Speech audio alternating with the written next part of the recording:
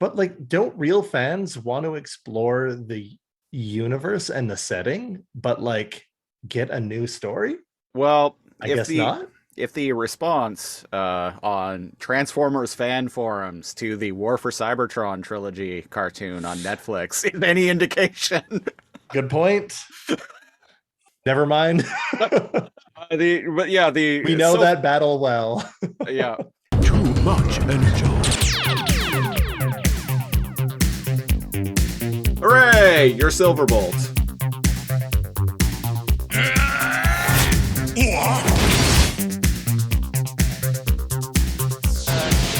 These upgrades come with a warranty.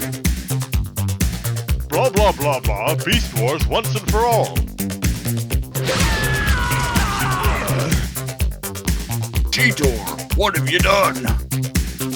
I am giving this episode no Energon. What Yeah. are you, a Quintesson? This is no Energon. Fuck it. I can't. Sigma balls, Gary. No, not that.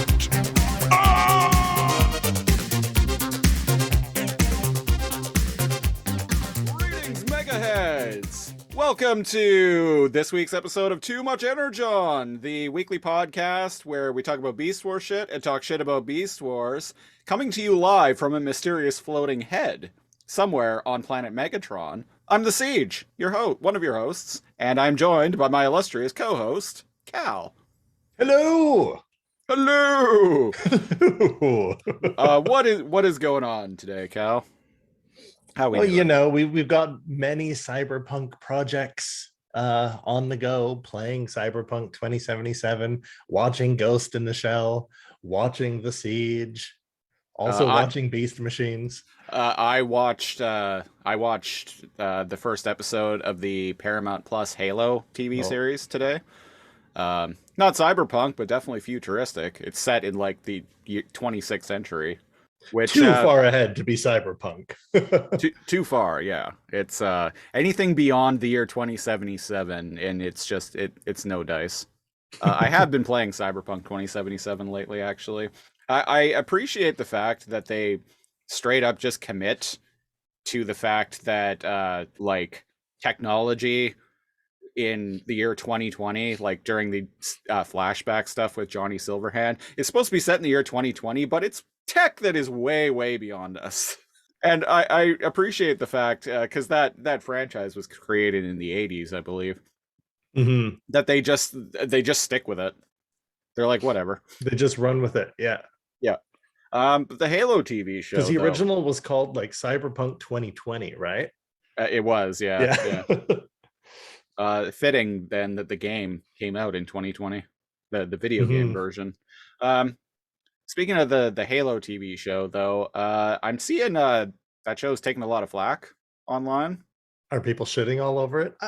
Yep. Of course. I knew it was coming. There was absolutely no way you could please the majority of people. And also, bad news is more sensational.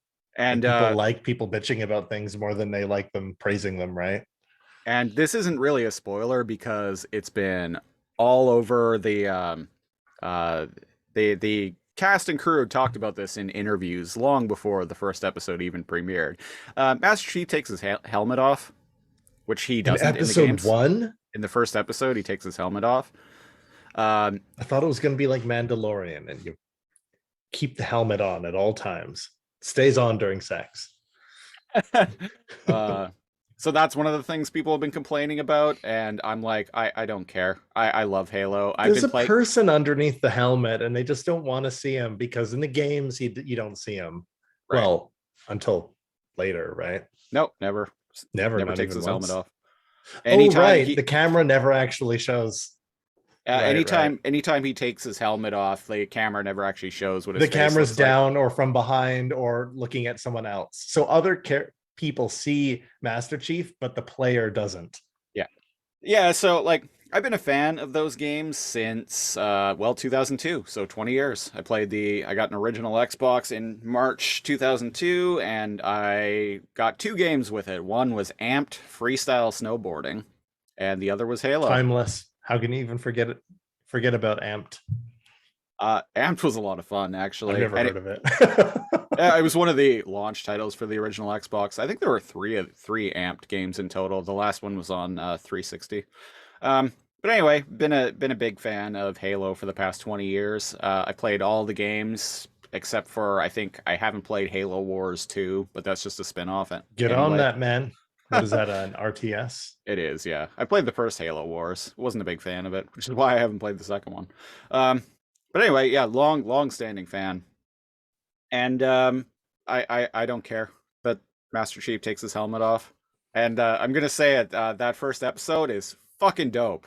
And another like one of the things that people have been complaining about is that this story deviates quite heavily from the games. The look of the armor and the weapons and the technology, the ships, all of that is lifted directly from the games. It's actually recreated like quite well, and the production. Oh, I thought you value- were going to say the opposite. I thought you were going to say there's artistic. No, the look of everything is like one-to-one, like very Oh, high cool. budget recreation of the games. But the story very much does its own thing. And you know what? I played those games many times. I've experienced that story many times over. I welcome something new, and what they did was quite riveting. Where can I watch it? It is on Paramount Plus. It is a Oh. original series. Well, there we go.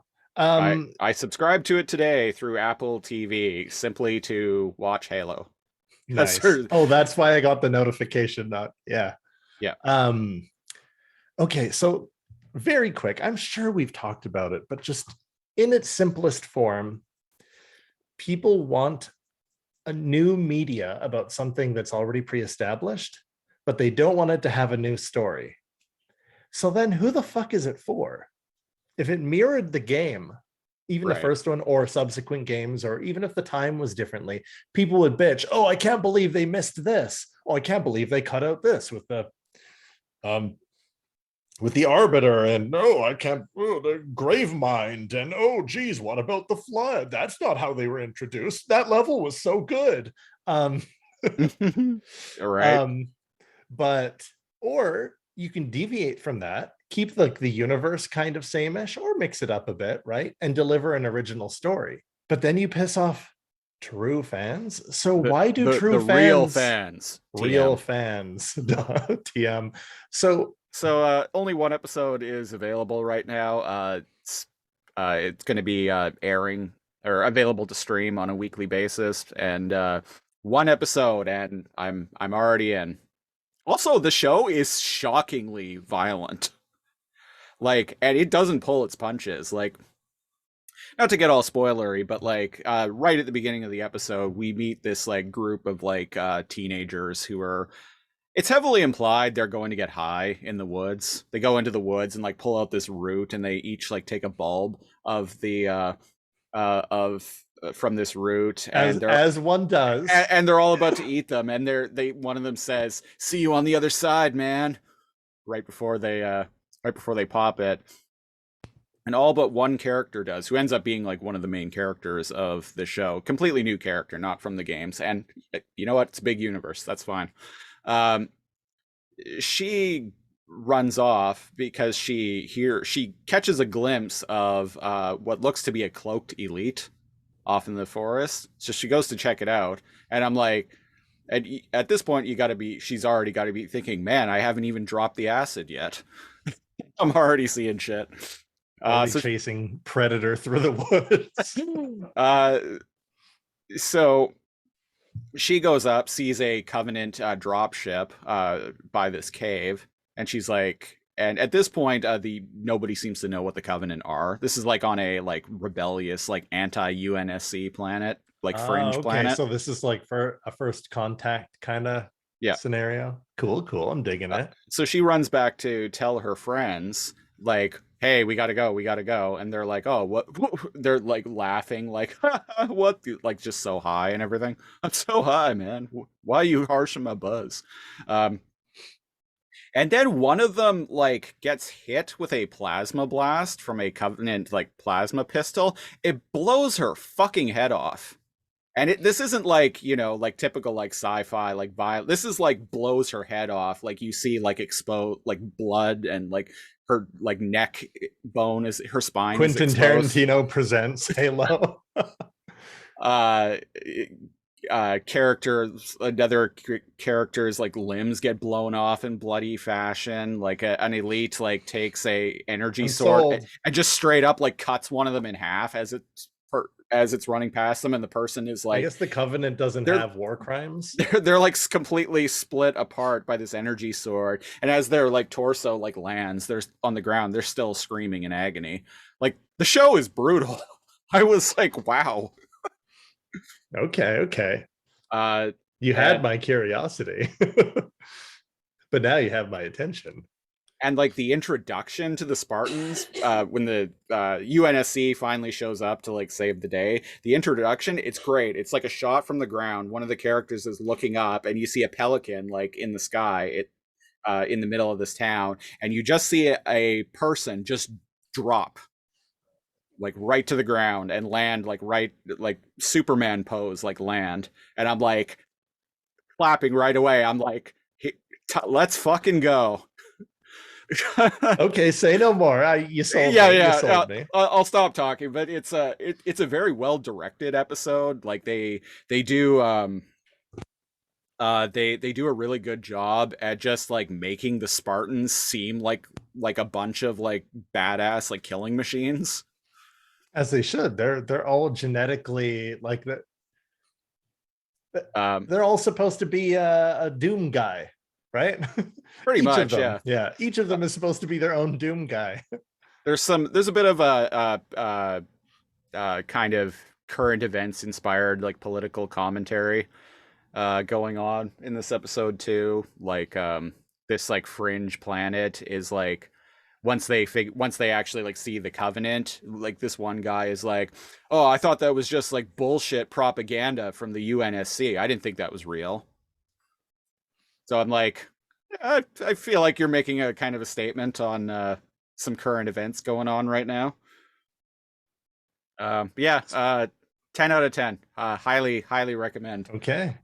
You know what else is 10 out of 10? I was a little concerned because of like the mixed to negative reactions I've been seeing online, but yeah, it's great.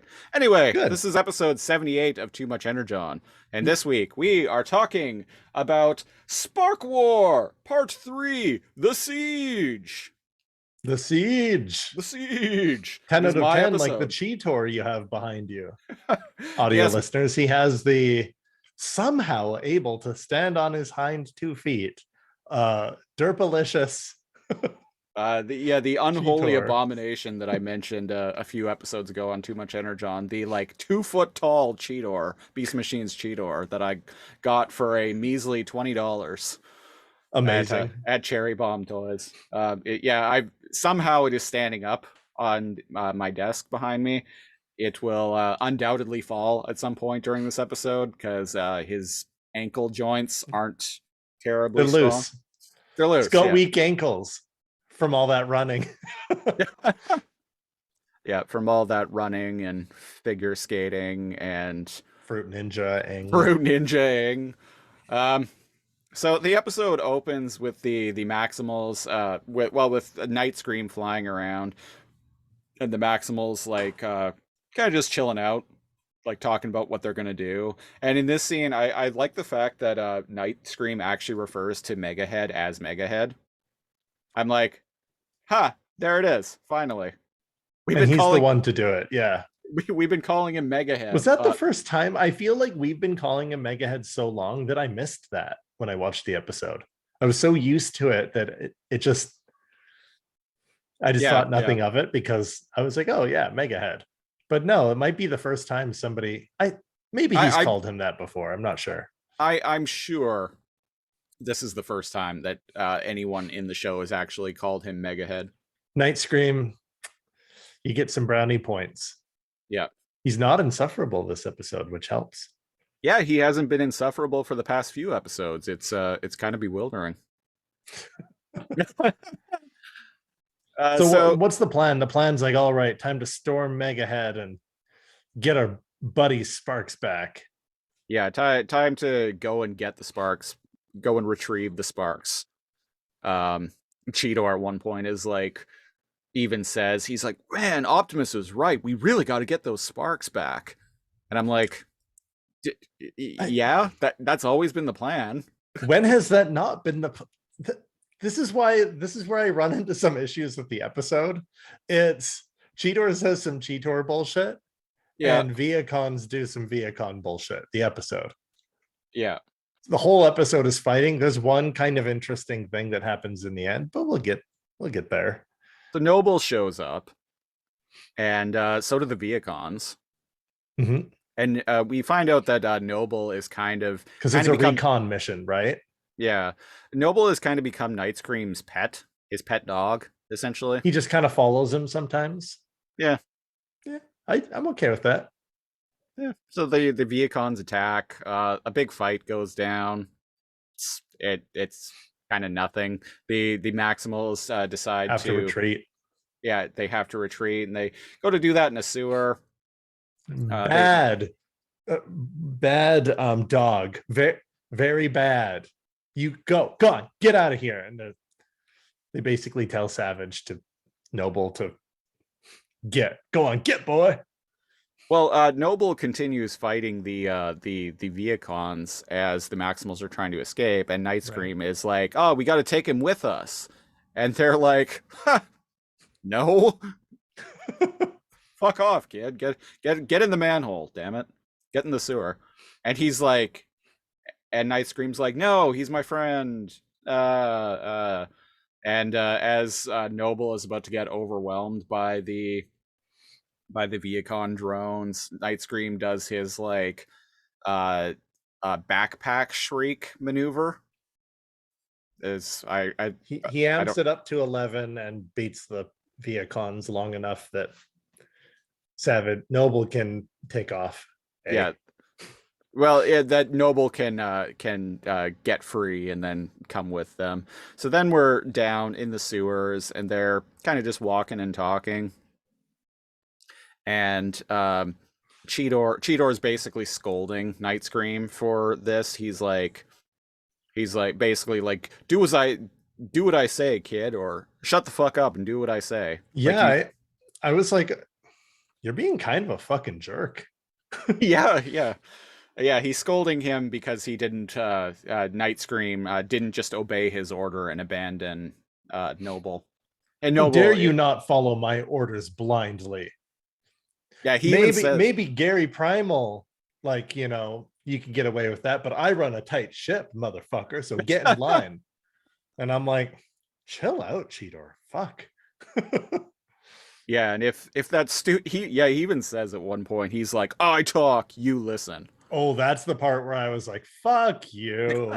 I've never said that to Cheetor ever. And this is the first time where I talk, you listen. And it was like, this even is even Megahead is like more chill than that, dude.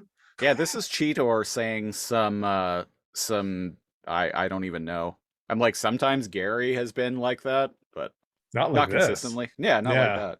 Cheetor says some dickhead bullshit. There we go. Yeah. Yeah, and so he tells Nightscream that if your stupid stray dog like fucks around one more time, then we're cutting him loose. We're taking him to the pound, boy. And he's like, but Noble's my friend. And he like gets all up in his face and he's like, fuck around and find out, bro. And so Nightscream fucks off for a little while. Don't blame him this time. Yeah, and so they meet up with Gary on a bridge, and Gary's like, all right, we're gonna go storm Megahead now. And Cheetor like kind of nudges Gary, like looking over at Noble, and he's like, well, basically like, yeah, what about him? And Gary like looks at Noble and he's like, it's too dangerous, he can't come with us. And so Nightscream is like, basically Nightscream has to be all like, go on, get out of here. Stupid, because Cheetor stupid says fucking stray. Cheetor says another like shitty thing at like one point, and he's like, "Oh, like if you're gonna have him around, like learn to muzzle this mutt or else." And I'm like, "Chill out, Cheetor. Fuck, put a muzzle on him or else." Yeah. But yeah, like you said, he basically he needs to be like, "Go on, get out of here, get out of here, no, get out of here, boy. No, nobody wants you here. You're free. Go on, get." And throws rocks at him until he like, and for the first time in the entire show, I'm sympathetic towards Noble because he like makes a sad dog face and whimpers, and he's like, "Ooh, ooh." And I'm like, "Oh, let him stay." But in the very least, he's a gigantic dragon. Now, here's the thing. In the reconnaissance mission where they're trying to be stealthy, yes, you don't want Noble there. He showed up. They didn't know he was going to show up. Yeah. But you're making an all-out assault against Megahead now. Maybe bring him? Yeah, maybe bring Rotundo the super dog. Like, this is the one mission where like you probably do want a werewolf that can transform into a fire-breathing dragon. Yeah. Just saying. Speaking of fire-breathing dragons, we cut to inside Megahead, and we get to see Megatron's spark for the first time in quite a while, and it's big and orange and fiery And looking. throbbing. And veiny. And pulsating. And it's there for all to see in its mega glory. Presumably in where the brain I would be. present you all with technological perfection. Look at it. You cannot deny its girth. Thrust shows up and sees Megatron spark, and then we start to figure out what he wanted all those sparks for, because he's sending out energy tentacles and grabbing sparks and eating them. Like, That's yeah, basically what he's doing. That's the most boring conclusion to why he wanted all these sparks. So presumably it's making him more powerful? I think so. But this does finally answer a question, though, that I had ages ago with Beast Machines. I'm like, why? So if Megatron just wanted to be like Overlord of Cybertron, why did he even bother keeping all the sparks? And in this episode, it's clear, it's finally explained that he kept them because he wanted to absorb them into himself to become like the perfect, like godlike being that he knows that he is meant to become. And he needed the Oracle to be able to have the knowledge to do that. Seems like information the Oracle shouldn't have, but okay. And so he's absorbing them, and like what? He's absorbing their memories and their power, their consciousness. Like he's becoming more powerful somehow by doing this. Also, isn't that the equivalent to like permanently murdering a soul? Yeah. Like this is bad. Very bad. Yeah, like this if you have just an immortal soul and it continuously gets recycled, mixed, and like you said, you might have like 3, 4, 10 like descendants, and you're a little Rhinox, and you're a little bit, well, we know that Soundwave was alive, but you're a little bit of everyone that's passed on, right? If he's doing this, he's like destroying the immortal soul of Cybertronians. That's as evil as Megatron has ever been in any of the movies or shows. This is very evil Megatron. Well, and what I wonder is like, do they become like a shared consciousness? Like if he gets enough of them, would his personality change? Yeah, does he essentially become the Borg at that point? The Borg collective. And if they're all Maximals and they're good-natured, would Megatron start to become good-natured, or would he like stay dominant and his personality would like persevere? I think his personality would persevere, and he would just gain like basically infinite knowledge. All the history and the experiences and the memories of the Cybertronians that have been millions killed, reborn, millions upon millions of Transformers. That's bad, man. And now I'm starting to wonder, like, could he potentially absorb the Matrix too? at this point if he has like if he's this I mean, powerful. he kind of would become in 'Cause- Transformers turn, he'd become a form of the Matrix, And that except a version of like Limbo where you don't get reborn. and then if he's like absorbing all of the sparks of Cybertron so they're not going to the Matrix, and then he goes so he's ending their like he's killing them, but Yeah. then he's also consuming the afterlife that they go to. This is like some serious shit.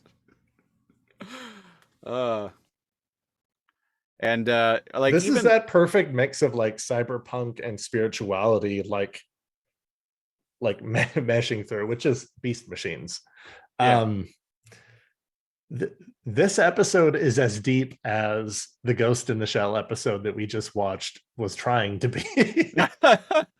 Yeah, we listeners for our podcast, the Lasercomb podcast, where we review random episodes of various TV shows. We just watched Ghost in the Shell standalone complex, and well, go check that out because well, we had things to say. We had opinions. We had opinions, man. Isn't that what the human experience is all about? Like opinions. And are we even people if we don't have opinions? But can we have opinions if we're not people? Whoa. That's like the level of depth that episode of Ghost in the Shell. You're giving that way too much credit. But anyway, listeners, go check that out. But I'm on board with you there. It's like he is essentially becoming hell by his own design. Yeah. By like absorbing or consuming and theoretically like destroying these sparks, he's like condemning them to never be reborn. Kind of reminds me of the Elder God in Legacy of Kain, as voiced by the late great Tony J. But essentially, he was essentially like, well, he gave Raziel the impression that he was like that he was the engine that was causing souls, the cycle of birth and rebirth of souls in Nosgoth. But you actually kind of get the impression that he just eats souls. That he's basically Cthulhu. He's a giant like squid monster in the abyss that eats souls. He's not as good as he let on. No. He ends up becoming the main antagonist of that series over time. So I like that kind of spin where like a mysterious kind of deity whose mythos describes them as benevolent. As you unravel it, it's actually like purely like malicious and like selfish individual intent. Right. Rather than some like all-caring, all-seeing, like kind of like God head that like recycles souls and all this. It's just a greedy ass, fat ass Cthulhu monster. And yeah, and that's kind of what's going on with Megatron here. That's what's happening. Bad Megatron, very very bad, and even Thrust seems like he's taken this aback. Isn't cool, man. Like you can tell. You can tell he's kind of taken aback. He just wanted to be a motorcycle. He didn't sign up for this. He just wanted to be a badass motorbike dude. I thought he was gonna go face this episode. They've been teasing that shit for like 10 episodes. Yeah. Well, they've either been doing that or him like telling the Maximals that they're gonna be sorry they fucked with him. Like every single time as he's running away, and he's just like one little like dude, and now there's like two big generals, and I'm like, why is Thrust still here? He's not doing anything. He just shows up and he's like, ha, and it's me, Waspinator, and then they're like, get the fuck out of here, nerd, and he's like, oh, okay. Like it's at the point where they just give him a stern look and he has to run away. Yeah. Like what purpose does he have? I'm sure he's got something cooking. And so he gives Megatron like a status report. He's like, oh yeah, the Maximals are still out like causing bullshit. And Megatron's like, I am a big throbbing girthy spark now. Yes. The Maximals no longer concern me. No. You can't look away, can you? And neither can they. Let the fates fall where they may. Enter the dragon or something. Something enter the dragon. And enter the dragon fist of fury. I don't know. I don't know either. I'm I'm surprised he didn't look down and he's like, "You're still alive." Oh, poor Thrust. Poor Wasp Eater. I'm waiting. I'm hoping. Part of me is hoping that he just goes, Wasp Eater has had enough of this. Oh, like he did at the end of Beast Wars. Yeah. Oh, Wasp sick of being evil. Fuck you, Megatron. No, fuck you. I'll consume your spark. I'll consume your spark next. I was going to save you for last. Just because you've been a good doggy. Hey, where'd you go? Like, I don't understand what's keeping Thrust from joining the Maximals at this point. Like, imagine your boss. Like, let's say you work for the mob and it's like, oh, you offer protection, right? And they want a new, safer, like, and yeah, it's a racket and you're supposed to make money, but like, you know, it's about community and that kind of thing. And then you walk in and like your mob boss, like eating a baby. Yeah. And you like sit there as you're talking with him, very aware, like he's eating a baby. And you're like, yeah, so the other gangs are kind of being pushed out of our territory. And he like wipes his face and he's like, good job. Anything else to report? And you're just like, nope. Oh, I just remembered. I got this thing I gotta go do. I gotta go time. like do that other thing for you, boss. Casually walk out and then close the door and then just start running. And that's what I pictured Thrust doing. I was hoping to see it, where he just like the Homer Simpson into the bushes meme. I have to go now. And then just like him just fucking take off. But that doesn't happen. He is very perturbed by what he sees, but he keeps his cool somehow. Yeah. So there's a whole bunch of bullshit that happens in the middle of this episode. They fight the generals. The generals are like, we're generals. And yeah, there's this Noble fights them a little because he shows up even though they told him to get lost. Yeah, they the Maximals are able to sneak into Megahead because they the doohickey that Rat Trap developed a couple of episodes to hide their energy signatures and robot modes. He's like, yeah, I got some new and improved versions of these. And they're like, well, those didn't work very well last time. And he's like, I made some special modifications. If you know what I mean. And Optimus is like, kind of just sighs, and he's like, well, it's the best we have. He sounded kind of defeated when he said that. It cracked me up. But they work. They work for a while, yeah. And what ends up kind of fucking them over is Rat Trap. Basically, he started sticking Viacons with them, and he modified it so it made it look. So it made it certain Viacons look like they had maximal energy signatures, so the other mindless drones would just attack them. And Obsidian, Obsidian and Strika in particular figures this out, and she is able to like, I don't know, somehow because plot reasons is able to like use it.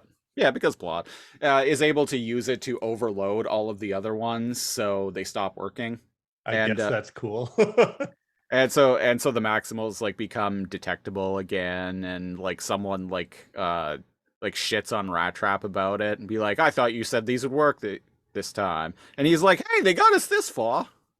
And I'm like, give him a break. Yeah, I'm like, it's not his fault.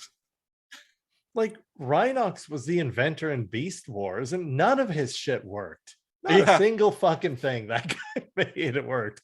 But they were also like, Rhinox, we need you to build like a satellite like death laser in like 20 nanoclicks.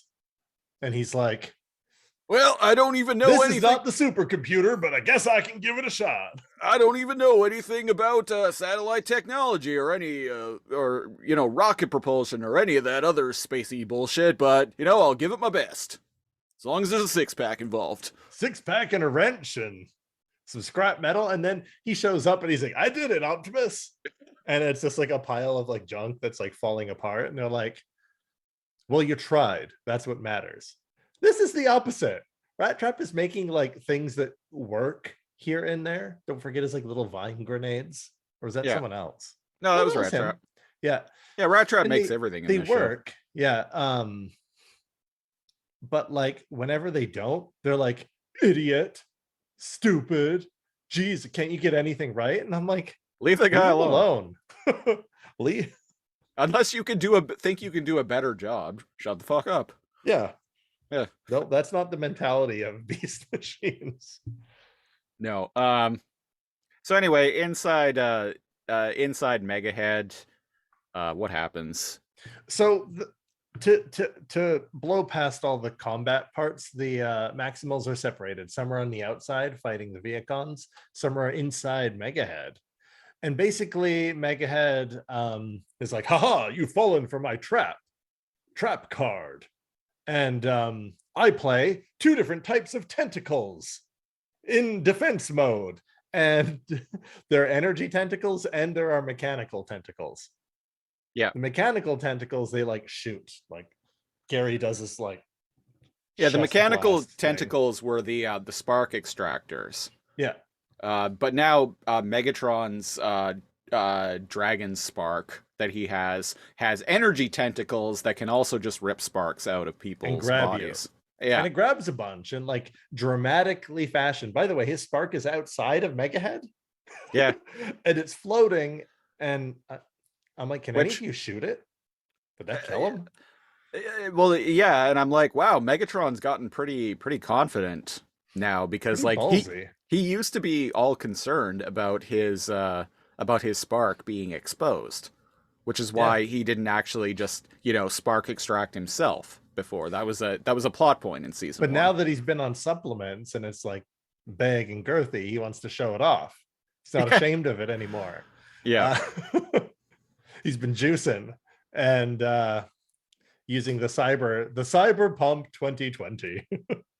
So all of the Maximals are like pinned up by his energy dongs. Yeah, And- kind of like paralyzed as their sparks are pulled from their chests. And Noble shows up and goes to dragon mode. And I'm like, okay, Megatron can't do anything about this guy because he doesn't have a spark. Cool, right? Cool, right? But no, that's not where the show goes. I was actually really disappointed. I thought he was going to try to grab Noble, but the tentacle wouldn't be able to paralyze him. Yeah, Because he doesn't have a spark. 'cause he He's a doesn't have a spark. biological creature. I thought that's where that was going to go. But Nope. instead, the tentacle just bitch slaps Noble out of the air, And he falls to the ground and dies. like actually dies. And I'm like, show. But how do they? That gives. But Night Scream, who Noble had saved, he gets all like he gets all angry and emo. yeah, he does the whole like Darth Vader like no. No, and you like because Noble dies like in his arms, and he does his sonic blast scream at the big throbbing red mega spark. Yeah. Which works. And I'm like, why didn't anyone else try? Why didn't anyone else like just try shooting at this thing? But I mean, if you notice, like in this show, unlike Beast Wars, in this show, no one really has guns. Which is part of it. Like the closest thing to a gun is his weird, creepy tooth vampire ability, his sonic blast, and Gary's like chest discs. his energy chest disc thing. Yeah. And I think the show's actually better because it changes things. Because all their opponents have guns. So it makes things kind of more interesting. Yeah, Until there's you no, see Fruit Ninja for the 20th time. And Yeah. I find myself actually missing the maximal maneuver. them just hiding behind like fallen debris and And or like, shooting rocks to fall on. yeah, Yeah.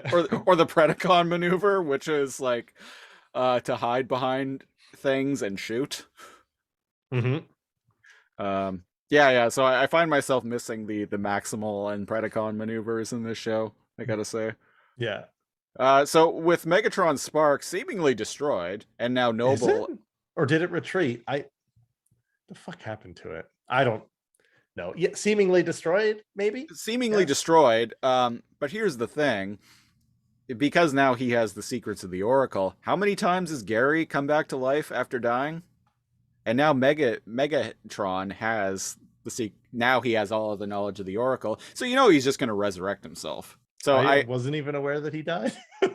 so I think Nightscream killed Megatron. Megatron's gonna go through his own like hellscape vision quest by way of the Oracle and the Matrix, and then he's just gonna bring himself back. Guess what, Gary? I'm back. You've been a very naughty ape. Remember that time when I blew you up in a stasis pod in space, and you had the audacity to be a annoying fucking bitch and come back to life 3 episodes later? Well, not only are you an annoying little bitch, but also Payback is a bitch. Yes! And look, remember how Noble was dead? I'm alive in his body. Haha, fuck you. Anybody like watching or listening to this, like I've never seen Beast Machines. So this is Right. episode to episode, week to week. I'm watching these for the first time. And the Right. things that I think are good ideas don't end up happening. Like I thought it would be kind of cool if Noble like saved the day because he didn't have a spark, but he just died. Yeah. He just died. And then Night Scream saved the day. By just screaming? Cool, I guess. So now that Megatron Spark is seemingly like gone to the great beyond, Megahead starts to go down with the Maximals on board, and Rat Trap amusingly, this cracked me up. He's like, "Abandon head." It's a dumb throwaway line, but it made me laugh. Seems like a message that would be left in a Souls game or Elden Ring. First off, abandon head. Yeah. So it's going down. Gary's like, no, we can't leave. We gotta save the sparks, yada yada yada. Oh, because they're still on the head. Because they're still in the head. And so Rat Trap like R2D2 like tail hacks the head to give manual control. And I'm like, why would Megahead even have control panels or anything like that? It's a big sentient head in the sky. Like, why does he have controlled by his spark, his consciousness? Yeah, why his body? Why would there even be a way to manually control it from the inside? Assuming manual control. Assuming control of this form. Oh, fucking Mass Effect. Yeah, Harbinger. Yeah. Assuming direct control. And yeah. This hurts you. This hurts you. Underrated villain. No, everybody loved Mass Effect 2. Who am I kidding? Yeah, it's not my favorite in the series, but it's basically everyone else's. I like 3. Yeah, 3 is really good. I think the themes are strongest, but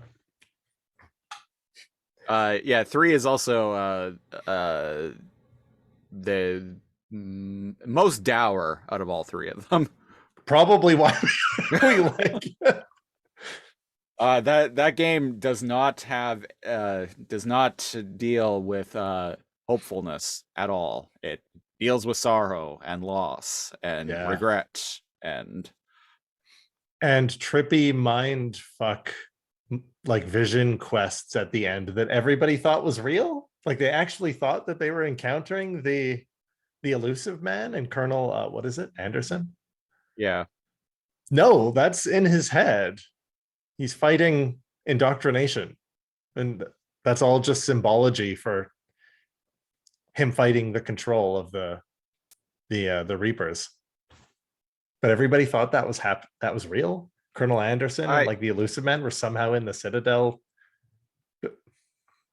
This is a new take that I've heard. In Oh. that, I don't know if you know this, but in that scene, you can actually you can convince you can if your Paragon points are high enough and you've answered the right questions when you've encountered him throughout the game, you can actually like convince him that he's basically gone insane through indoctrination. And if I recall correctly, he'll commit suicide.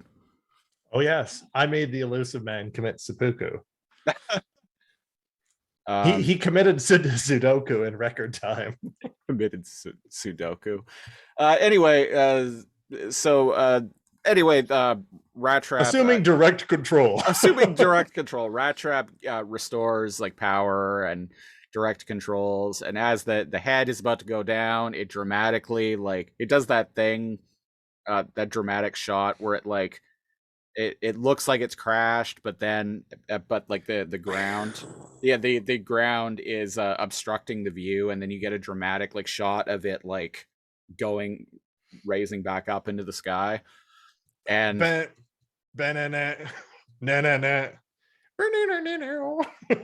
highway to the danger zone. That would have been a good one to play in the background. He's flying in Mega. Things I never thought I would say the entirety of my life. So Rat Trap manually pilots Megatron's giant head. And Cheetor is like, yeah, fuck yeah, on the ground. And I'm like, this is wild. Like now Cheetor is on the ground, like cheering that Megahead didn't crash. How does he even know what's happening out there? Good point. Oh God. I cannot even tell you what the next episode could possibly be about. Like I've said on the podcast before, I have watched through this show once before, but it was like literally like 14 years ago at this point. So I don't remember at all. Well, actually, no, I kind of remember the end of the show. I kind of remember how the show ends, but I won't go into any of that. But between now, here and there, like basically, I remembered how the show began and I remembered how it ended. Everything in the middle, like, is basically new to me.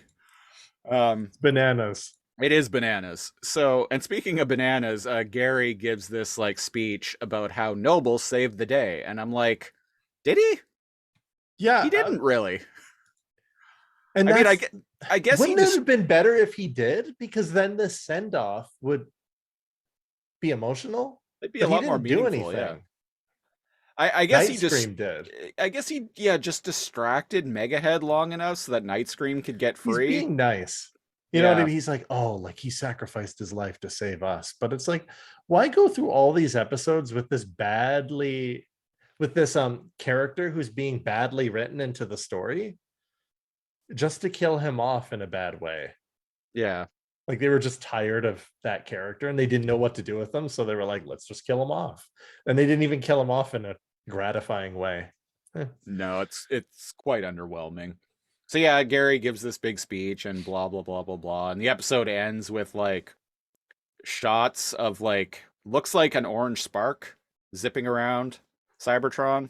Presumably that's what's left of Megatron's spark. Going real fast, super fast.